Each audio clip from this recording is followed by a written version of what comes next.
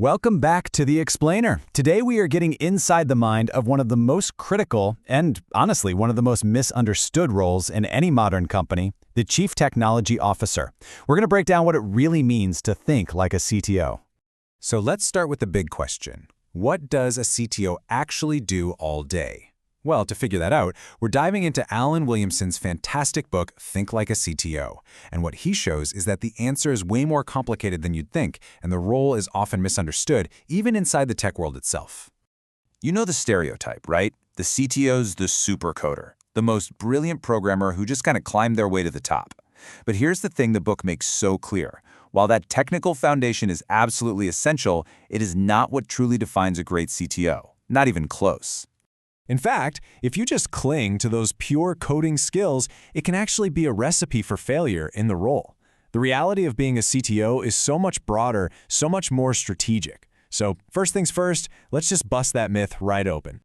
Okay, so this lays it out perfectly. The myth is all about being the best programmer, managing code, thinking in those little 2-week sprints. But the reality? Wow, it's a totally different ballgame. It's about being a business strategist, focusing on people and vision, and thinking in like 5-year cycles.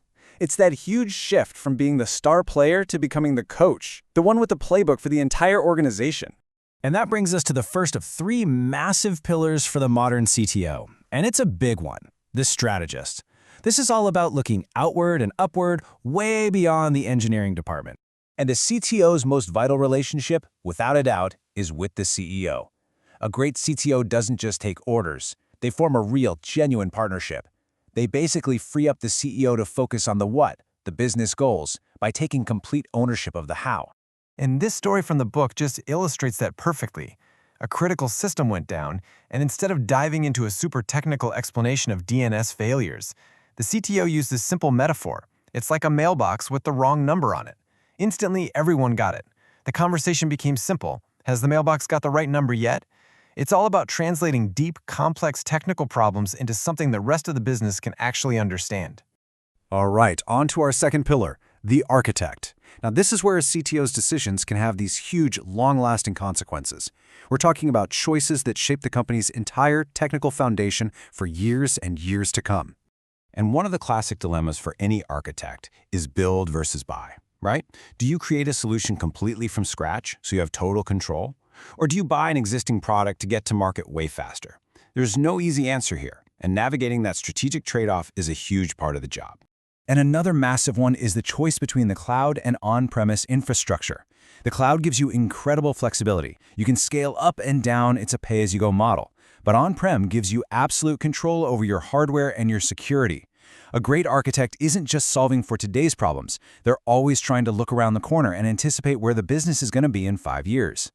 This brings us to our third and final pillar, and honestly, this might just be the most important one of all, the leader. Because at the end of the day, you can have the best strategy and the most elegant architecture in the world, but they're useless without a brilliant team to actually bring them to life.